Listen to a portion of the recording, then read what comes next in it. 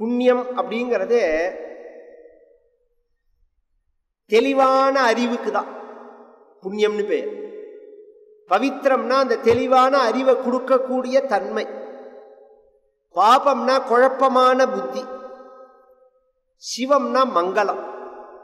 நமக்கு நல்லது நடக்கணும், நமக்கு குழப்பம் போகணும், நம்மளை சுத்திப்படுத்தணும், நமக்கு தெளிவான அறிவு இருக்கணும், இதை கொடுக்கணும். நாம் பண்ணக்கூடிய செயல் சாஸ்திரங்கள்ல சொல்லப்பட்டதெல்லாம் இதை உத்தேசிச்சுதான். எவ்வளோக்கு எவ்வளோ புண்ணிய காரியத்தை பண்றோமோ அவ்வளோக்கு எவ்வளோ புத்தியானது தெளிவு அடையும் அப்படின்னு.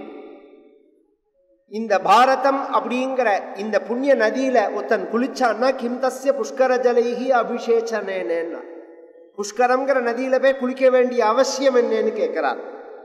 தர்மோ விவர்ததி யுதிஷ்டிர கீர்த்தனேன பாபம் பிரணஷ்யதி விருகோதர கீர்த்தனேன சத்ருர் வினஷ்யதி தனஞ்சய கீர்த்தனேன மாத்ரீ சுதௌ கதயதாம் நபவந்தி ரோகாஹ.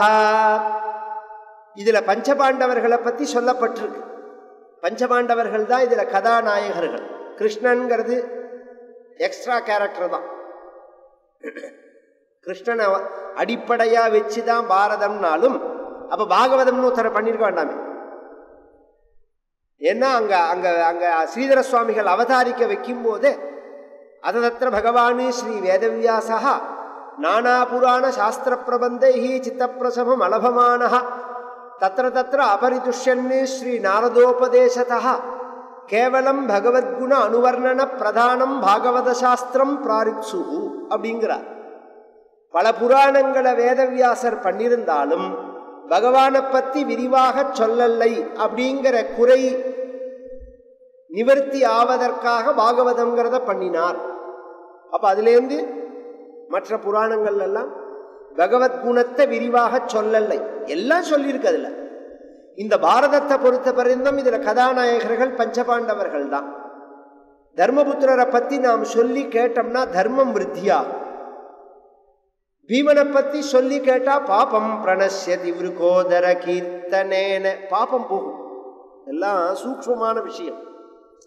தர்மராஜனுடைய அவதாரம் தர்மபுத்திரர், வாயு பகவானுடைய அவதாரம் பீமன். வாயுங்கிறது நமக்கு பிராணன். எவ்வளோக்கு எவ்வளோ நாம் பிராணாயாமம் பண்றோமோ அவ்வளோக்கு எவ்வளோ உடம்பு சுத்தியாகும். அதனால பாபம் போகுங்கிறார். பாபம் பிரணஷ்யதி விருகோதர கீர்த்தனேன சத்ருர் வினஷ்யதி தனஞ்சய கீர்த்தனேன. அர்ஜுனனை பத்தி நாம் சொல்லி கேட்டோம்னா நம்மளுடைய சத்ருக்கள் நாசமாவார்கள். பொதுவா வேதத்தை அனுசரிச்சது. இந்திரனை நாம பூஜை பண்ணினா சத்ரு நாசம் ஏற்படும், சாஸ்திரம் சொல்றது.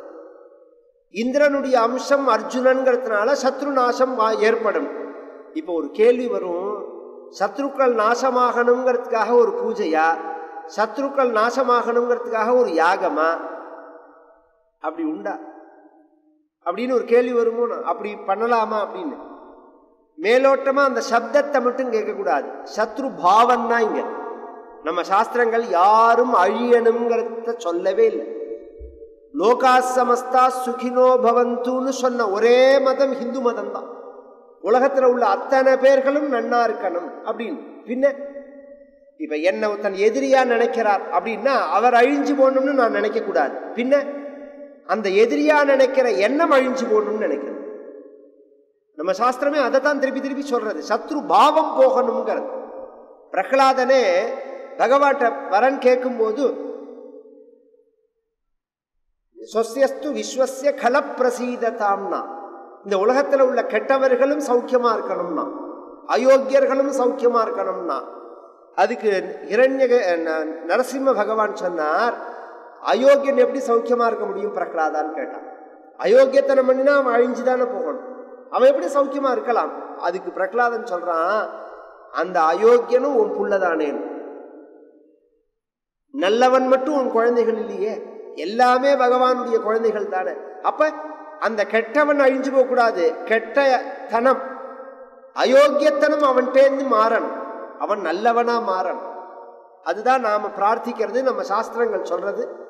சத்ருர் வினஷ்யதி தனஞ்சய கீர்த்தனேன மாத்ரி சுதௌ கதயதாம் ந பவந்தி ரோகாஹ.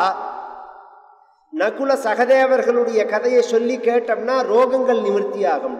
இது என்னது அப்படின்னா, தர்மபுத்திரர் தர்மராஜருடைய அவதாரம், பீமன் வாயு பகவானுடைய அவதாரம், அர்ஜுனன் இந்திரனுடைய அவதாரம், நகுல சகதேவர்கள் அஸ்வினி தேவதைகள்னு ஒருத்தர், தேவ கணங்கள்ல டாக்டர்கள் அவர்கள், அந்த டாக்டர்களுடைய அவதாரம்.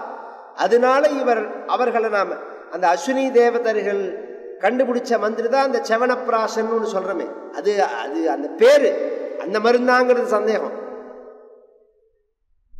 அந்த பேர் செவனர் சாப்பிட்டது, அதனால செவனப்பிராசன். செவனர்னு ஒரு மகரிஷி சுகன்ய அப்படிங்கிற பொண்ணை கல்யாணம் பண்ணிவிட்டார் ஒரு சூரிய நிலையில. சுகன்யக்கு 16 வயசு, செவனருக்கு 10,000 வயசு. இது எப்படி சரியா வரும்? வேற வழி இல்லாம கல்யாணம் பண்ணி கொடுக்குற மாதிரி ஆயிடுச்சு நிர்பந்தத்தினால. செவனர் மகரிஷி இல்லையா, அஸ்வினி தேவதைகளை கூப்பிட்டு என்ன 20 வயசு பையனா பண்ணுன்னா வைத்தியத்தினால. இந்த காஸ்மெட்டிக் சர்ஜரி எல்லாம் சொல்றாலும் இன்னைக்கு அது மாதிரி ட்ரீட்மெண்ட் தான், அது சர்ஜரி கிடையாது. அந்த செல்லே எனர்ஜியா புதுசா உண்டாகிற மாதிரி அபூர்வமான விஷயங்கள்லாம் இருக்கு நம்மளுடைய சாஸ்திரங்கள்ல. எல்லாம் கட்டுக்கதைன்னு நினைச்சிட்டு ஏமாத்துற மாதிரி நம்மளை மற்றவன்லாம் உபதேசம் பண்ணிட்டு நம்மளுடைய பார்வையை உள்நோக்கி செலுத்தாதபடிக்கு பண்ணிட்டு போயிட்டாவா. நாம திரும்பி நம்ம சாஸ்திரங்கள் எல்லாம் ஒரு தடவை அனலைஸ் பண்ணி வெறும் புராணங்களாக இதிகாசங்களால கதைகளாக இதை பார்க்காம இதுல என்ன சொல்லப்பட்டிருக்குங்கிறத நாம் ரிசர்ச் பண்ணினோம்னா உலகத்துக்கே நாம் வழிகாட்டியா இருக்கலாம். அதுதான் உண்மை.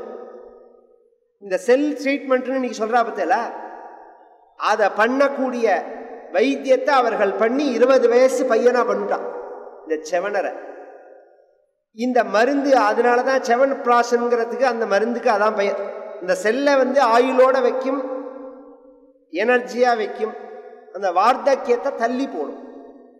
ஏஜ்டு தன்மை இருக்கு பாருங்க, அதை நீண்டதா பண்ணும். அது உடனே இப்பயே பார்த்தோம்னா 40 வயசுலேயே சில பேர் கிழமை மாதிரி இருப்பாள், சில பேர் 65 வயசு பார்த்தாலும் அப்படியே ட்ரிம்மா இருப்பாள் பார்க்கறதுக்கு. இது என்ன காரணம்? அவர்களுடைய அந்த உடம்பு வாகல் இந்த செவன் பிராஷுங்கிற மருந்து அப்படி பண்ணுவது. அதுக்கு அர்த்தம் அதுதான். அந்த செவனர் அப்படிங்கிற மகரிஷிய யுவாவாக பண்ணின டாக்டர்கள் அஸ்வினி தேவதைகள். அந்த அஸ்வினி தேவதைகள் தான் நகுல சகதேவர்கள் இந்த மகாபாரதத்தில். அதனால அவர்களுடைய கதையை நாம் சொன்னாலோ கேட்டாலோ மாத்ரி சுதோ கதையதாம் நபவந்தி ரோகாக, ரோகமானது நமக்கு உண்டாகாது. அப்படின்னா என்ன அர்த்தம்? ரோகம் வியாதி இல்லாத இடத்துல நாம் இல்லை, வியாதி நம்மளை பாதிக்காதுன்னு அர்த்தம். அடிப்படை விஷயம் அதுதான். எல்லாமே வந்துட்டு தான் போகும் உடம்புல. இந்த கொரோனா வரத்துக்கு முன்னாடியே வேலூர்ல ஒரு வயசான டாக்டர் ரிசர்ச்ல ஆர்டிகல்ல எழுதியிருந்தார், இவ என்ன பண்ணினாலும் எல்லாருக்கும் கொரோனா வந்துட்டு போகுண்டாரு. என்ன ஒரு என்ன ஒரு ஊசியோட முனையில 1 கோடி வைரஸ் இருக்குன்னா நீங்க என்னத்தை தடுக்க முடியுத? பின்ன அதை நீங்க ஒண்ணும் பண்ண முடியாது. நீங்க உடம்ப ஆரோக்கியமா வச்சுக்கிறத பொறுத்துதான் இருக்கு. நீங்க உடம்ப ஆரோக்கியமா வச்சுக்கணும், சுத்தமா வச்சுக்கணும் அப்படிங்கறத பொறுத்துதானே தவிர அதை தவிர்க்கவே முடியாது. நம்ம சாஸ்திரங்கள்ல அதைத்தான் ஆச்சாரம்னு சொல்றது. பராசரிய வச்சரோஜமலம் கீதார்த்த கந்தோத்கடம் நானாக்யானக கேசரம் ஹரிகதா சம்போதனா போதிதம் லோகே சஜ்ஜன ஷட்பதைஹி அஹரஹா பேபீயமானம் முதா பூயாத் பாரத பங்கஜம் கலிமல பிரத்வம்சின ஸ்ரேயசே யோகோ சதம் கனக ஸ்ருங்க குரம் ததாதி விப்ராய வேத விதுஷே ச பஹுஸ்ருதாய புண்யாம்ச்ச பாரத கதாம் ஸ்ருணுயாச்ச நித்யம் துல்யம் பவதி தஸ்ய ச தஸ்ய சைவா துல்யம் பலம் பவதி தஸ்ய ச தஸ்ய சைவா. இந்த பாரதத்தை 1 மணி நேரம் என நிறைய இதனுடைய மகிமையை சொல்லக்கூடிய ஸ்லோகங்கள், அதை ஒவ்வொரு நாளா சொல்லின்னு வர. இந்த பாரதத்தை நாம் வாழ்நாள்ல ஒரு தடவையாவது கேட்கணும், சம்பூர்ணமா கேட்கணும், பாராயணம் பண்ணணும். பாராயணம் பண்ண முடியலன்னா கேட்கவாவது கேட்கணும். எதற்காக அப்படின்னா 1 மணி நேரம் இந்த பாரதத்தை நாம் கேட்டாலே என்ன புண்ணியம்? கோசதம் 100 பசுமாடு தானம் பண்ணின புண்ணியம். 100 பசுமாடுன்னு உடனே பசுமாடு தானம் பண்ணுவா. இன்னைக்கு நிறைய பேர் பண்றா. இந்த ராமேஸ்வரம், காசி இந்த மாதிரி க்ஷேத்திரங்கள்லவே பசுமாடு தானம் பண்றதே பார்த்தா தான் வயத்தறிச்சல் புரியும். நான் சொல்றது, ஒரு நாளைக்கு ஒரு மாடை 1000 பேர் தானம் பண்ணுவான். ஒரு மாட்டை 1000 பேர் தானம் பண்ணுவான். அது வத்தலும் தொத்தலுமா, ரொம்ப வயசான மாடா இருக்கும். பொதுவா மாட்டை தானம் பண்றதை எப்படி பண்ணணும்னா,